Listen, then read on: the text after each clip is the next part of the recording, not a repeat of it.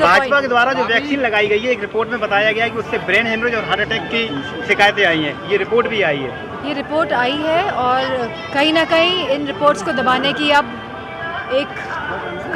काव्यात चलेगी।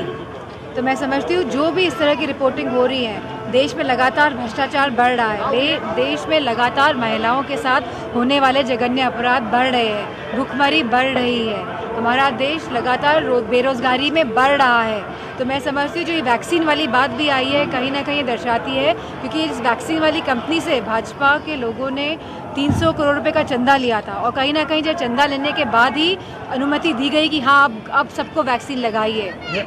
और आज हम देख रहे हैं कि गांव-गांव, शहर-शहर में जब हमें सुनने में आता है कि 30 साल की उम्र के बच्चे या 40 साल की उम्र के जो लोग आकस्मिक मृत्यु से मर रहे हैं, जैसे कि उनको दिल का दौरा पड़ जा रहा है या ब्रेन स्ट्रोक हो जा रहा है, तो कहीं ना कहीं ये वैक्सीन लगाने के ही वजह से अब समझ में आ रहा है कि इस तरह की घटनाएं घटित हो रही हैं। डिम्पल जी, स्वतंत्र सिंह ने कहा कि विपक्ष समाप्त हो रहा है और जो सपा है वो एक परिवार की पार्टी है। जी, मैं यही बात कहना चाह रही हूँ, इनकी मंशा है कि विपक्ष को समाप्त कर दे, देश में लोकतंत्र और संविधान को समाप्त कर दे, जिससे कि अपने मन के हिसाब से और जैसा चाहे वैसा ये देश को चलाए। वैक्सीन लगाने का श्रेय बीजेपी ने लिया था, तो इसके दुष्परिणाम का श्रेय कौन लेगा? मैं समझती हूँ